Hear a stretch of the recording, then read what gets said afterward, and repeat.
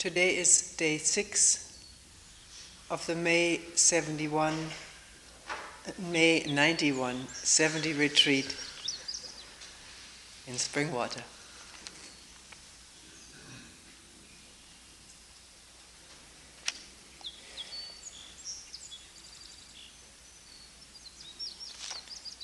I've just a few questions this morning, maybe we can get to all of them.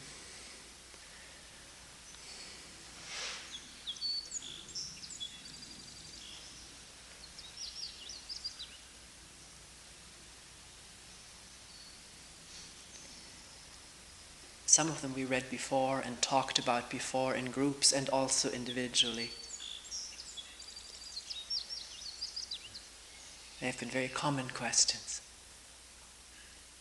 Are we responsible for our thoughts?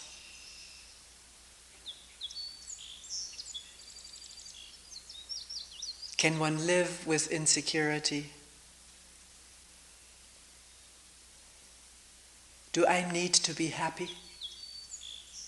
What is a meaningful life? Does one need to do something to alleviate the suffering of human beings?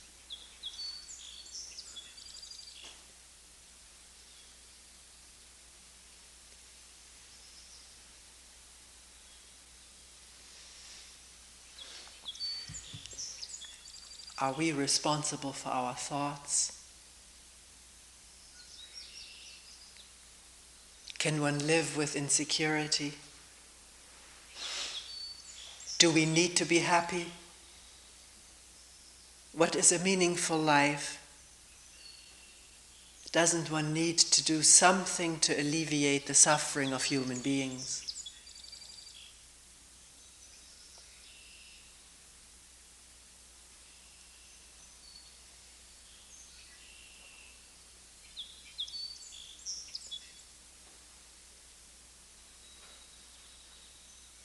We're all human beings, aren't we?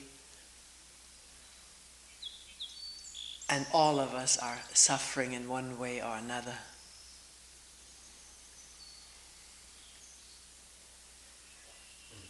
Maybe not all the time. Sometimes it feels like it never ends.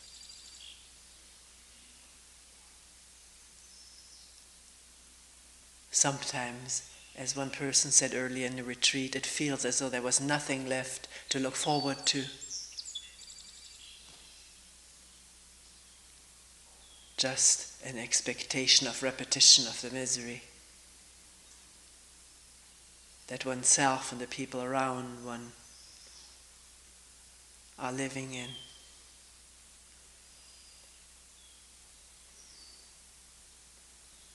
And the question pops up, are we responsible for that? Are we responsible for our thoughts, which throughout this retreat we have traced, create a lot of the misery, the conflicts, the estrangement among human beings through image building, the lack of relationship and love. A lot of that created through thoughts and memory and the thoughts that come out of those memories, lingering thoughts of grudge with their urge for retaliation or withdrawal from each other into something that is secure, not hurtable, invulnerable.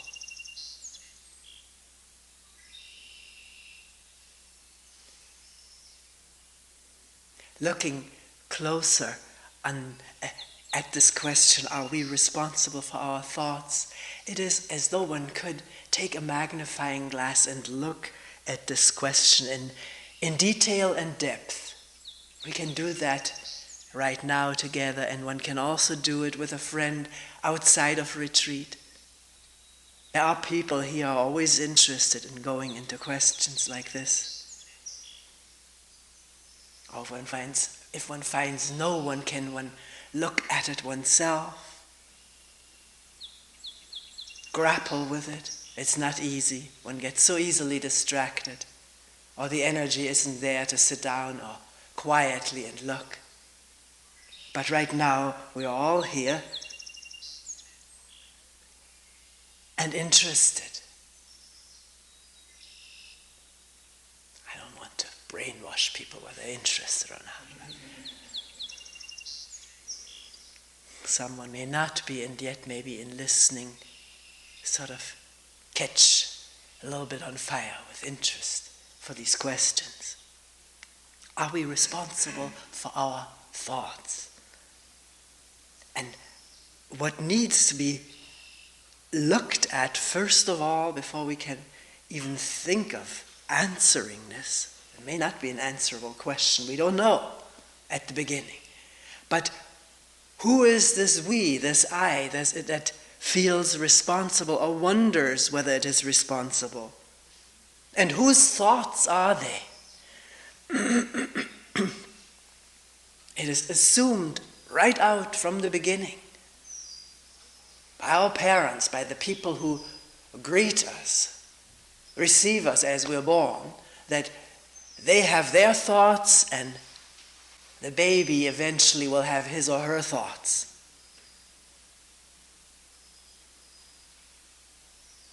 The mother is an entity, the father a separate entity, the doctor is, and brother and sister already have learned that somehow or other. Maybe not quite, but they're in the process. Yet here is a new entity who will have thoughts which are her own, his own. And we're questioning that. We're questioning both the entity and the ownership of thoughts. Wondering whether this I or we that we presume has thoughts isn't thought itself.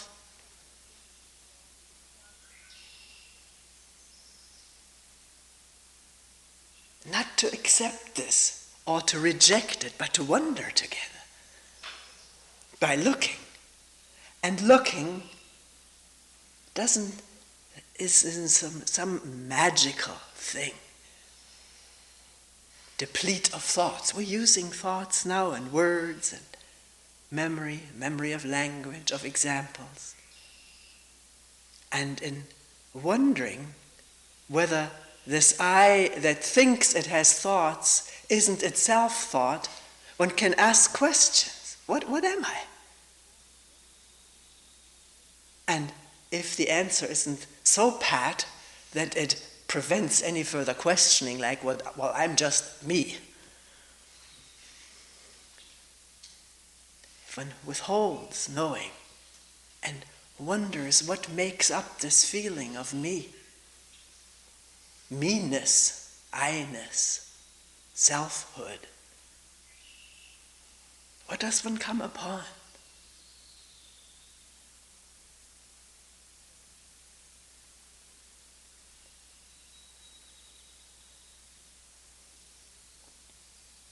One can say, well, I am Toni. What does that mean? The name? I am this body. There is this body, it's undeniable. But who has it? We have to think, don't we, to come upon some kind of a resolution of this question. Who has this body? Who owns it?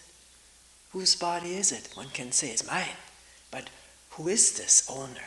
What is it? And immediately, I think I am the owner. I've always thought that. Haven't we? We haven't questioned it. We have taken it over out of language, out of the way everybody else feels and says it is so.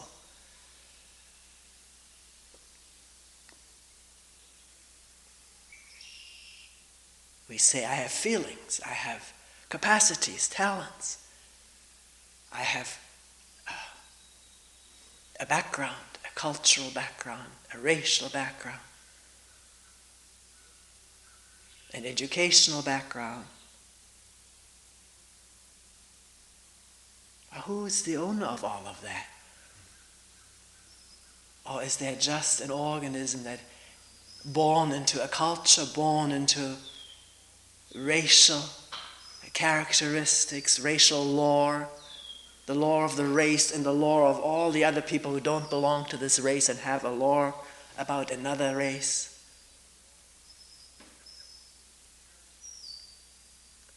The education that was filtered and conditioned into this brain and body, usages, habits, all of this can be traceable in the mind without saying there's an owner of that. A human being being born is immensely malleable, conditionable, educationable, formable,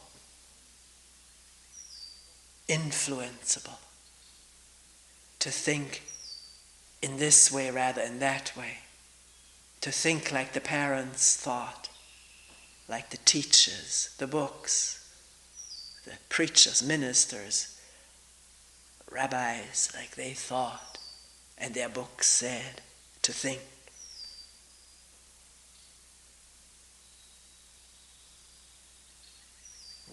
What in this thought is our own? And if one says, well, I had some thoughts of my own, where did they come from? And who has them? We're questioning it right down to bedrock, meaning the bottom of the stream.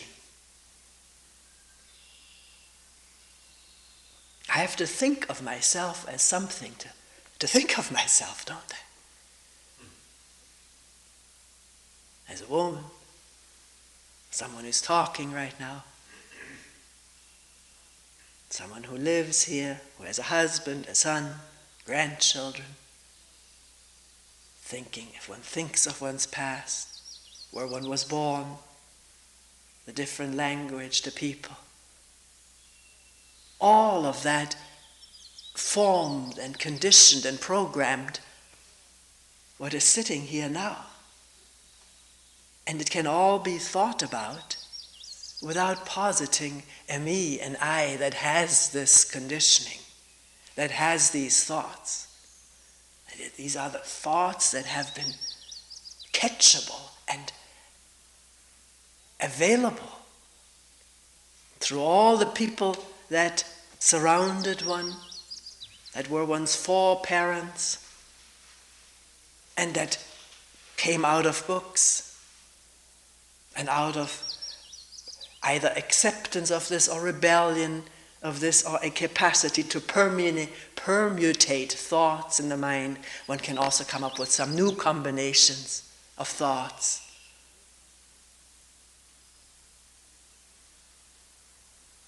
The language inevitably posits somebody doing that. It's very hard, it would be very hard to speak fluently without using this I, this me form. Subject, object. But in looking at it under the magnifying glass, meditatively as it were, openly, unprejudicedly, in looking for this I, what one finds is thoughts and images and past history, remembrances with their associated feelings, emotions, sensations, bodily accompaniment, physical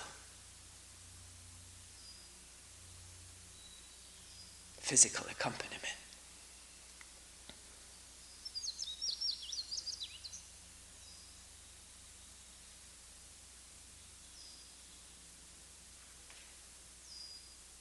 There is something undeniably specific, maybe unique to the combination of thoughts taking place in all of these brains here. Not one brain has been exposed to precisely the same influences, backgrounds. Not even the same parents if one is identical twins. Because a parent also remembers what this did, what that did. This is more active than that one, the parent will say. And already an image is formed in the parent's mind and in the twin's mind of being more active than the brother or sister.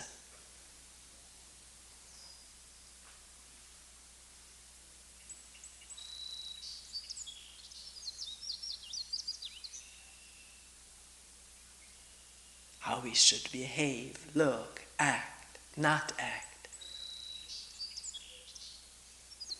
All filters into this organism, brain and body, which are not separate, totally interlinked, interconnected.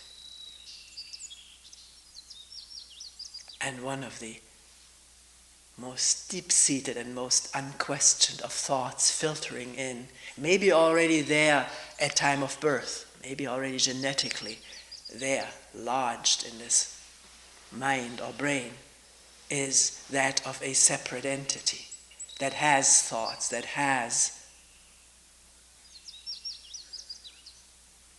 will, possibility to become something, make himself or herself into something,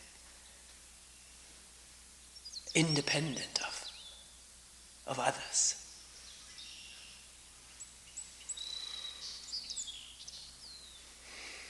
So coming back to the question that was asked many times, are we responsible for our thoughts? We're already, are we clear that there is no separation between what I think I am and the whole stream of thoughts, that it is of the same stuff? The images and thoughts about myself are thoughts. And one of the thoughts is that I have thoughts. The I thought, the self or me thought, maybe having a bit more durability because it is thought so often. And everybody else thinks that there's more mutual reinforcement and support for it, and probably significantly more usage of that thought, occurrence of that thought than almost any other. So it sticks out somewhat in the stream of thoughts, the I thought, the me thought. And now that thought about myself wonders if I am responsible for my thoughts. How is one going to resolve this question? By more thoughts?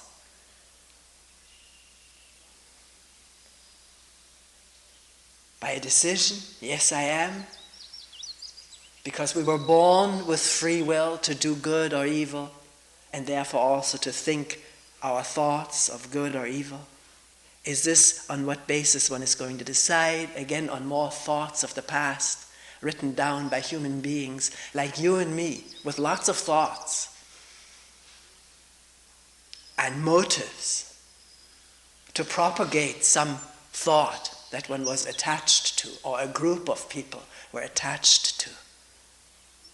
The moment one becomes attached to a body of thoughts, one wishes to make that permanent, pass it on to future generations, because there's sort of a linkage in thought that one self may sort of survive in that way, as that what one passes on. One's book, one's tradition, one's beliefs.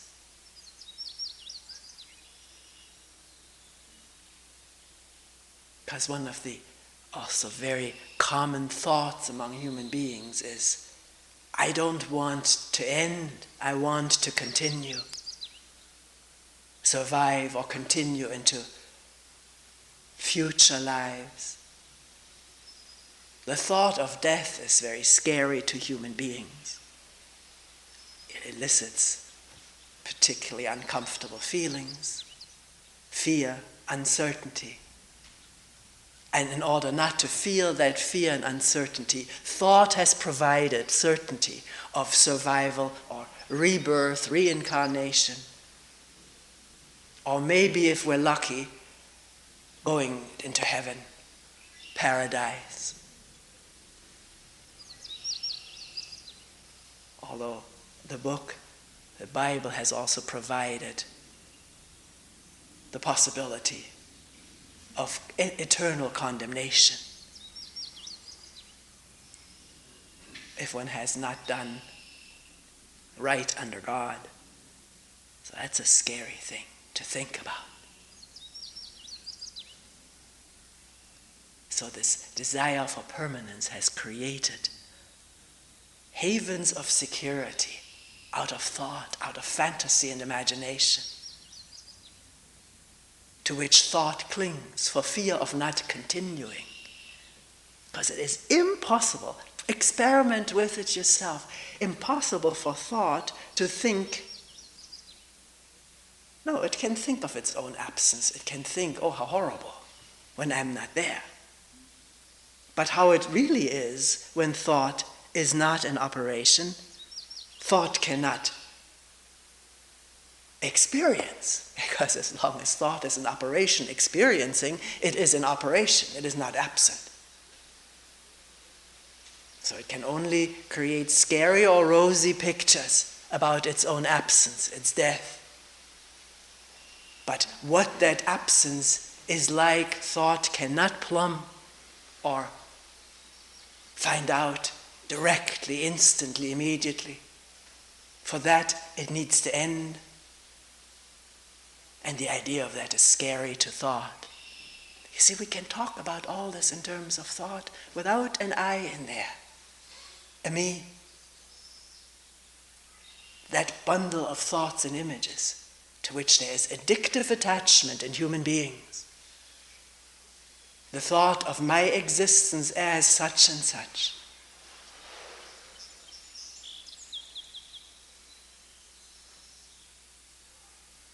And my responsibilities is another prominent thought. I have responsibilities for my own thoughts. And because I have responsibility for my thoughts, I must take good care to think good thoughts and not to think bad thoughts. That dictum permeates religious teaching, the Christian as well as the Buddhist. Responsibility for one's thoughts, and to think good thoughts and not to think bad thoughts. Because of the consequences of both.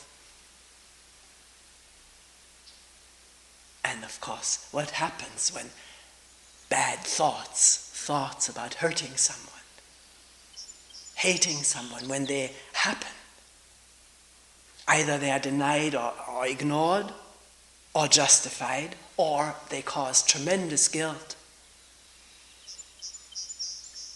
Guilty thoughts, I did wrong, I transgressed. I will be punished for that. And without there being any punisher, the thought, I am guilty, I have transgressed, I need punishment, that thought can create punishment in the body. Misery, suffering, sickness.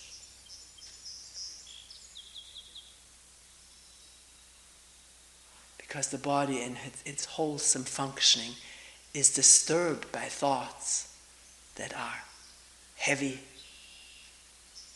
guilty, angry, hateful.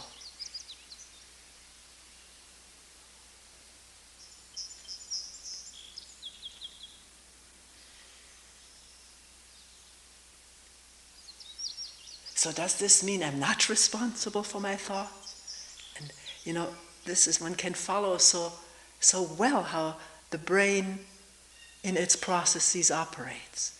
Maybe there's some feeling now or insight into that there is no I other than thought. So it's absurd that the I is responsible for thoughts or has thoughts because it is thought itself.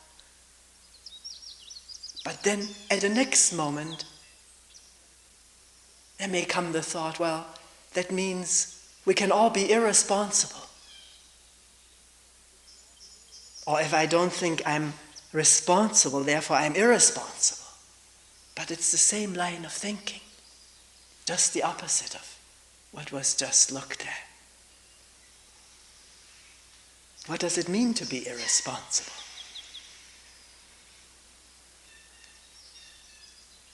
To do what one likes,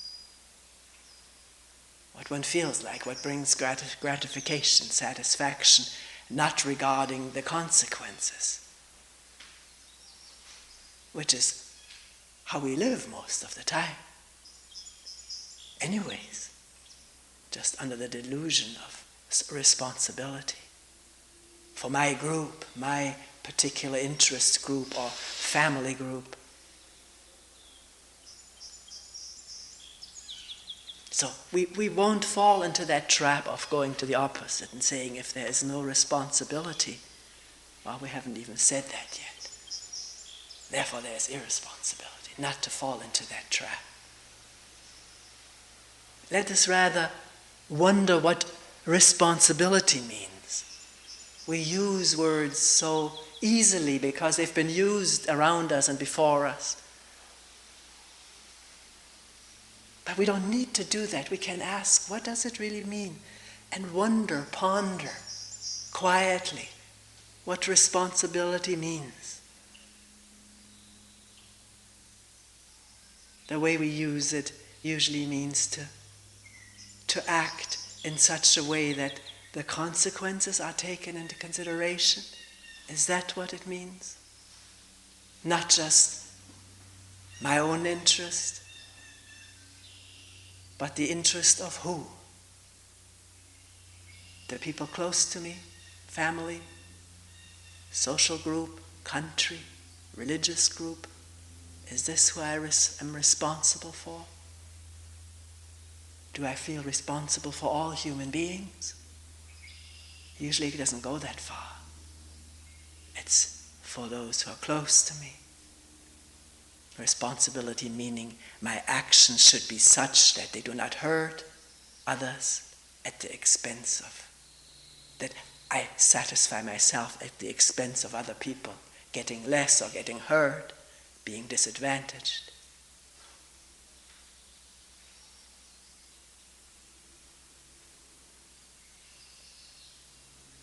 Responsibility for our actions. Does it mean that if consequences arise, I will take them, live with them, try to resolve them, because they came from an action originating here? I will not fight them, not deny them, or ascribe them to someone else's deeds or thoughts. But keep clear about the connection about what is done here and the consequences that arise from what it is done here. Connection with this body-mind. It's coming a little closer, isn't it? Can one say that responsibility means being responsive to what is happening this moment?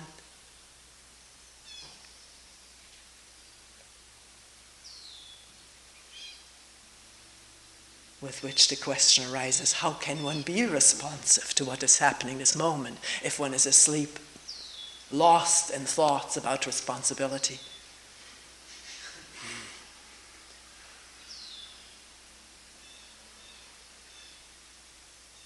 Whether this was my responsibility or your responsibility, because that's often a point of contention between us. Was this your responsibility to lock the door, or was it mine? It's not, or to wipe up something sometimes, Kitchen needs wiping up, but the question goes, whose responsibility is that? Not mine, so I leave it. Or rather than getting lost in this weighing of whose responsibility is, trying to decide, take a rag and wipe it up. That's the easiest and has the least consequences, except the table is clean.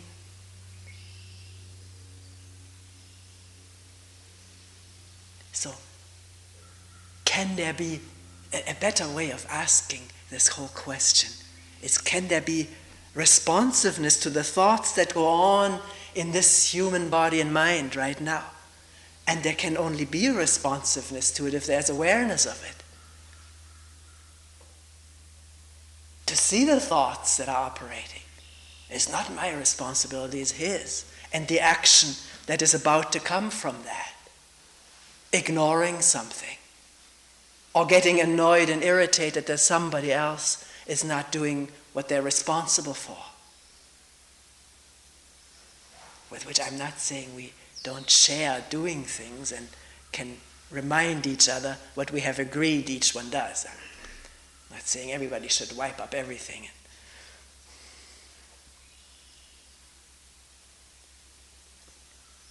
But to be responsible means to be responsive, and out of that responsiveness comes right action.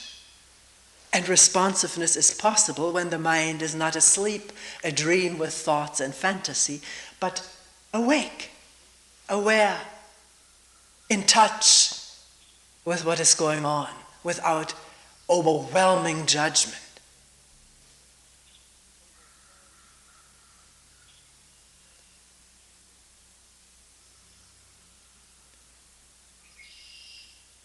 Then it may become clear that this thought, somebody said that in the meeting, the thought of, my, does he chew loudly here next to me or eat while the mouth is open or something, provoked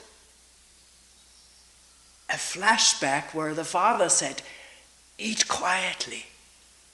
So the thought arose from past incident, remembered, recorded, remembered. Whose thought was it? It was just a thought, bringing about certain feelings, happening in a human being conditioned by the past, which we all are. Was it his thought or his father's thought or his father's father's thought? Thoughts are around and manifest in human beings, and have manifested in human beings, and will manifest in the new human beings that are not born yet or are just being born.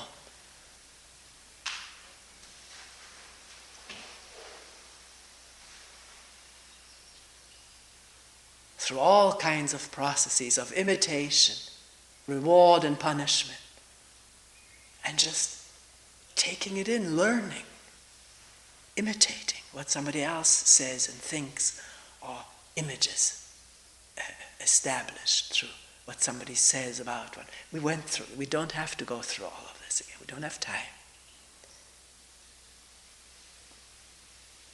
So, where does the question go? Has gone to, am I responsible for my thoughts?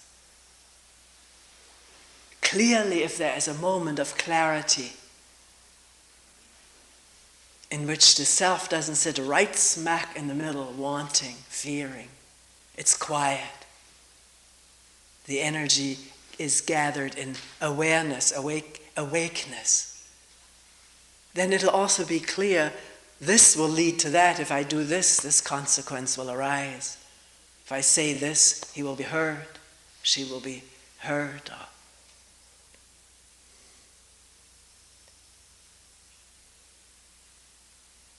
And one doesn't need to say that hurtful thing when there's awareness. It's not that. It's not complicated. I haven't taken responsibility for my thoughts, but something was very clear instantly. This leads to that. One has learned in the past, and that memory is available in this direct seeing out of clarity, what leads to what.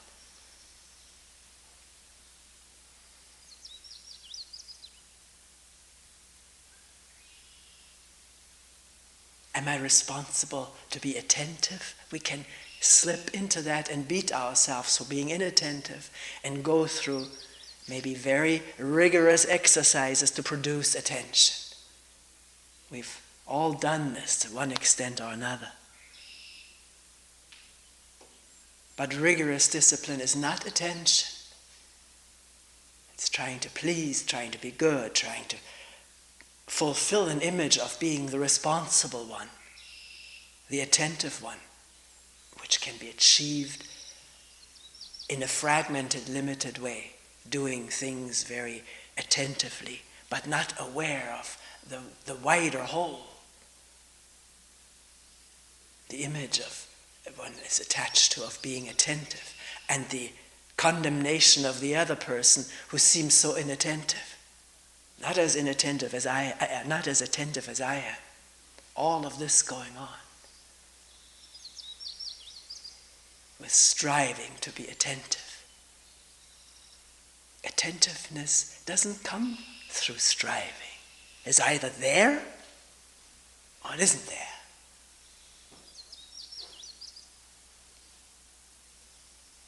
And when it's there, our actions are different than if it is not there. Then action comes out of seeing clearly.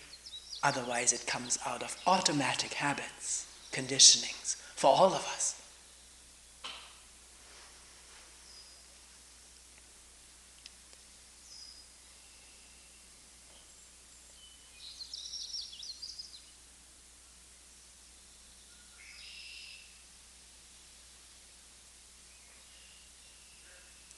Maybe the other questions all somehow fit together.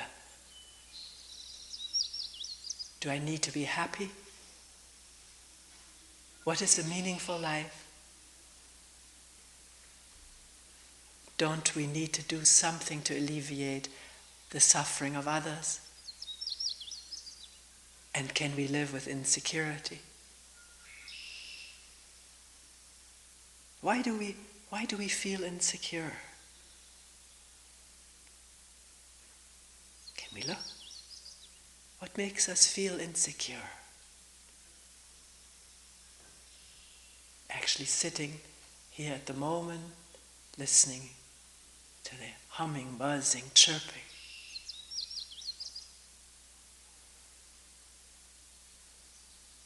Is that secure? Is that insecure? Or is that question irrelevant at this moment of open listening?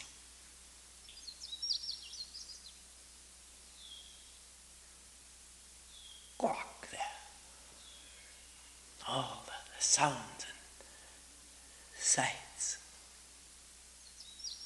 Maybe thought coming up. This is a bird, this is a bee. It's part of what is going on this moment. Is there any insecurity in this? Is there security in this? Or does that take a further step of wondering, am I secure right now? Or will this moment of delicious openness, will that last? Maybe remembering how in the past it has gone and left one feeling wanting again. And then a feeling of insecurity. Without this openness, I will be insecure.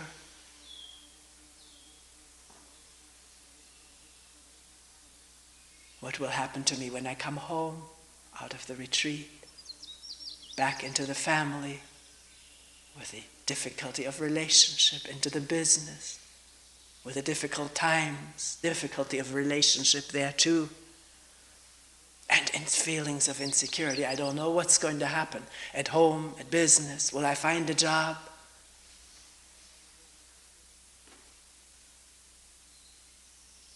Will so-and-so still reject me or love me? Insecure by imagining it, asking it, thinking about it.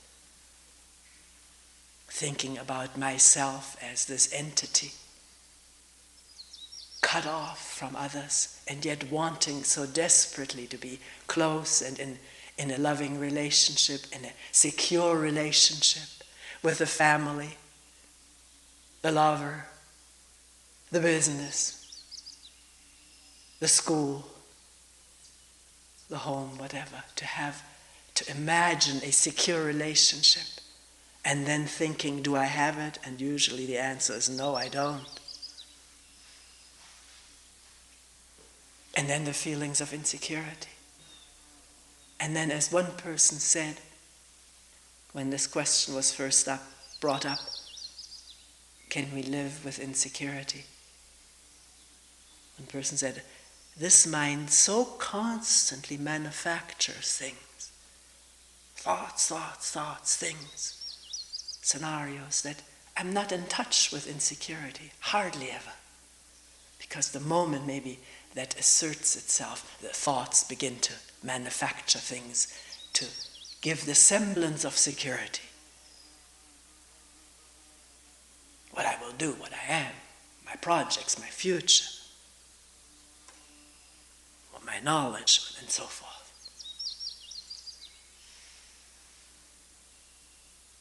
Can one begin to see this connection between constantly roaming thoughts and maybe an escape from a feeling of the insecurity of emptiness, of not knowing what there will be next moment, not knowing what one really is, other than these images that one has maybe had insight into. And living with that emptiness, not calling it emptiness or insecurity, but wondering about it, not shying away from it, not trying to fill it with a thought of relationship or going out for relationship. I'm not saying don't go out to be related.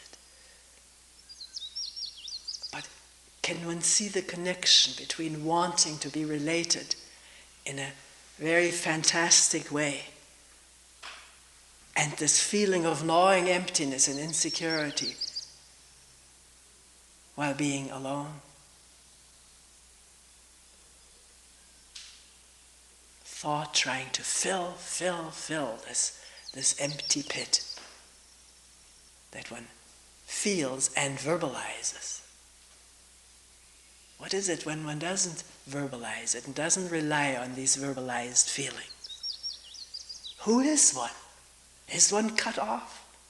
Not to rely on these assumptions, to listen to the manifestation of life inside and out.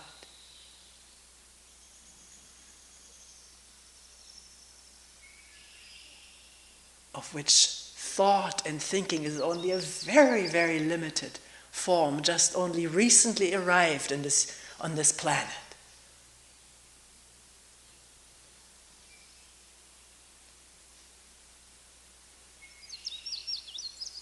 Who knows whether it exists on other galaxies, doing its amazing things and its amazing mischief.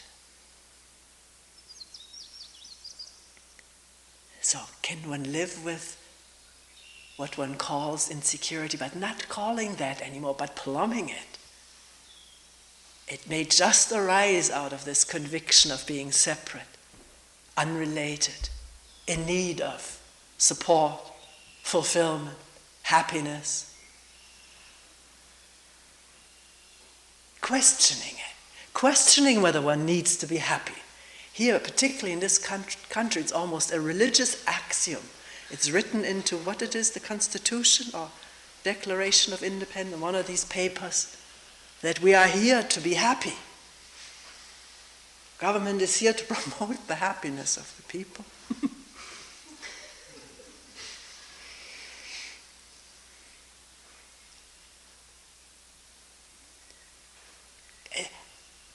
It's a beautiful thing to question whether I need to be happy.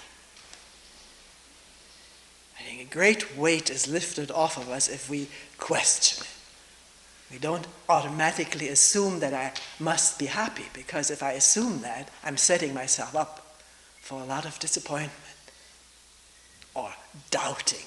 Am I happy now? Is this the happiness that I'm supposed to have or be? And then there's no happiness. Happiness comes when there is no concern with oneself. Am I happy or not? When we're closely related without imagery, closely in touch either with another human being or many other human beings, or the waving branches, without insisting on this thought of separation, a permanent me or I or soul. A great source of our unhappiness is that thought of a permanent I or soul. When that's quiet for a while, then, and there is an immediacy of in-touchness with life, aliveness, then maybe there's happiness, a sense of aliveness and well-being, wholeness, which is not thought-produced. It's because thought isn't trying to mingle into that. The moment it does and says, have you accomplished what you want, then the walls begin to shake again.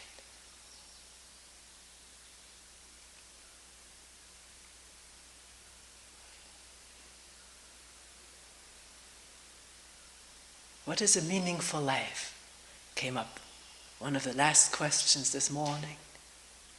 It seems so utterly meaningless. I can so much relate to that too, because this is what I went through for years. Really suffering from the meaningless of violent, destructive, hateful, war-like life of killing and persecuting each other, destroying, suspicion and so forth. Be careful, you don't know whether your best friend may denounce you, tell others what you said, and then these others will do you in. Suspicion of others. What's the meaning? Why is one alive? To live in that and to contribute to that, because if others are suspicious of me, I'm suspicious of them, and vice versa. Others are violent. Very easily violence rises up to do like unto others what they do to me. Is that the meaning of being alive? On a green earth which looks like a blue and white planet from the satellite, the beauty of it. The aliveness of this week of greening and blooming and clouding and sunning and mooning. Deers and ants and butterflies and so many birds and so many calls. So many different flights and flutterings.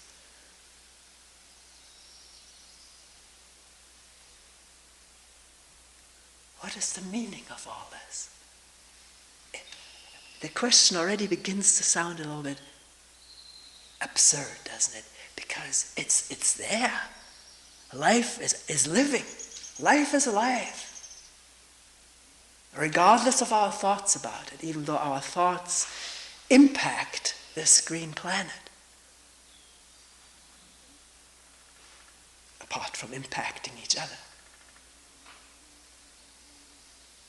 But life doesn't stop because of that.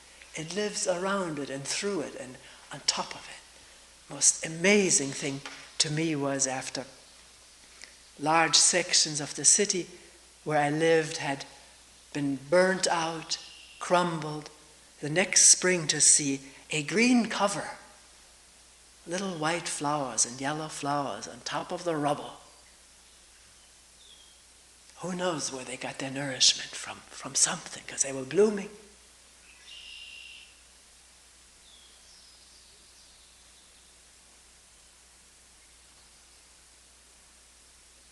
So, this morning we just came to that the meaning of life is to be alive.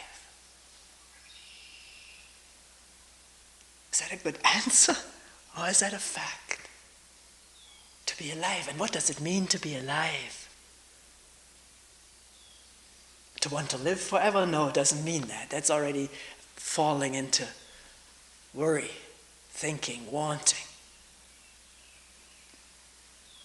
thought is not alive in that way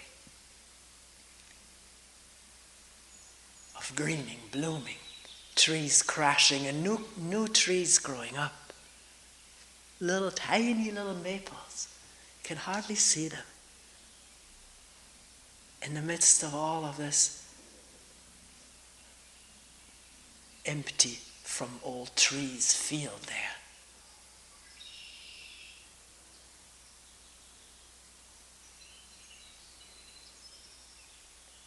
Being alive meaning not being afraid of dying to all of the imagery we have about ourselves and each other, which keeps us from being alive, keeps us enclosed in conditioned responses to images rather than to human people, alive people.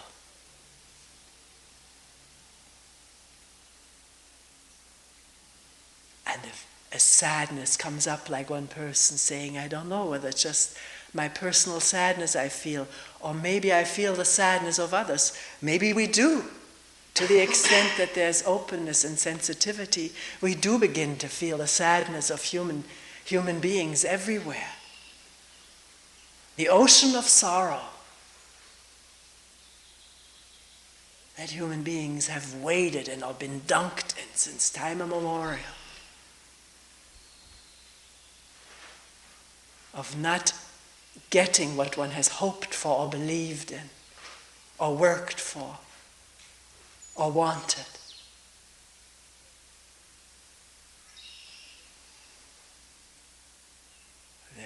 The warfare with its victims. One can feel that, can't one, if one thinks about it, sees it on the news. And not so distant, close by are people in sorrow.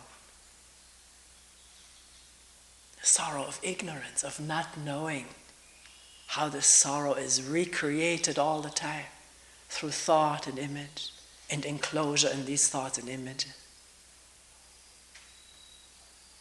Not knowing what one is doing, not knowing what others are doing. That's sorrow. And to see that is also, one can feel the sorrow. So the question, don't we need to help human beings alleviate their sorrow?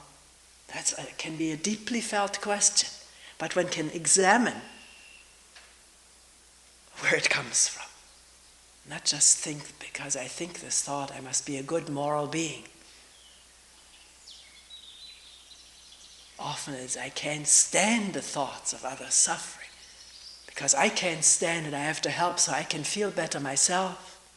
This is very often the dynamic. We're not saying it's a bad one or wrong one, but it is so. One feels one's own dis-ease and wants to take care of that by going out and helping others, so I feel better. In the face of my friends or in the face of God, who has commanded human beings to do good deeds in order to gain merit, is the Eastern tradition. Who are these others in sorrow? Isn't one of them? And if one has not resolved sorrow even for one moment in oneself, how can one help others? If one is confused and divided, feeling separate and apart, how can one help division in the world? If one feels loaded down with conflict, how can one help conflict in the world?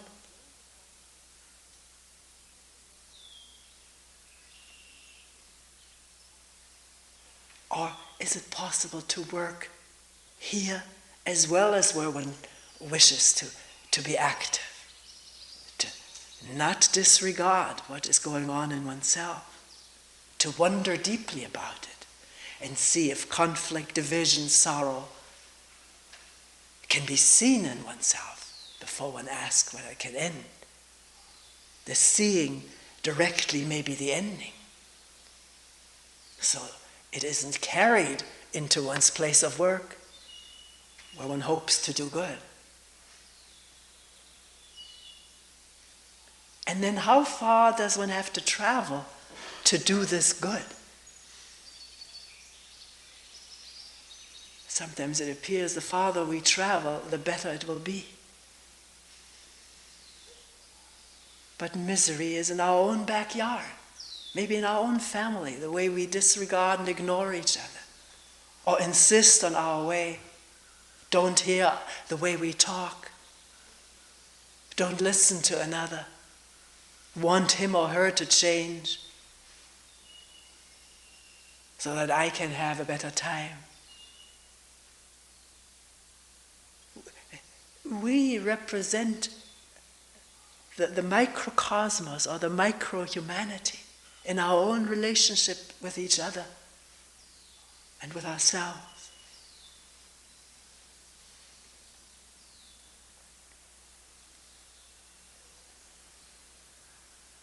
Which does not mean it is not a wonderful thing that people do go to aid stations or work with the dying, go to Bangladesh and try to feed people or help them.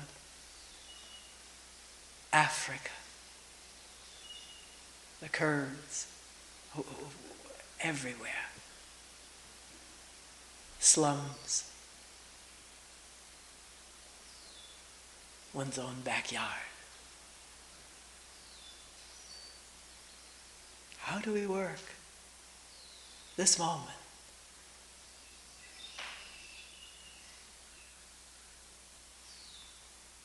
Knowing everything, knowing what we need to do, what others need.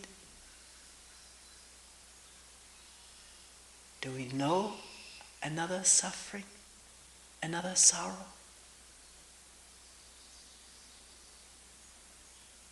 Do we know our own?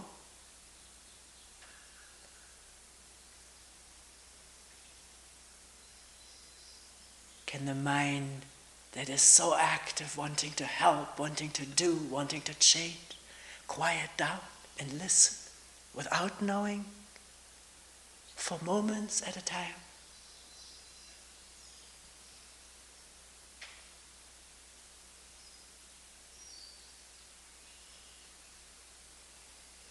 And allow what is there to reveal itself for what it is.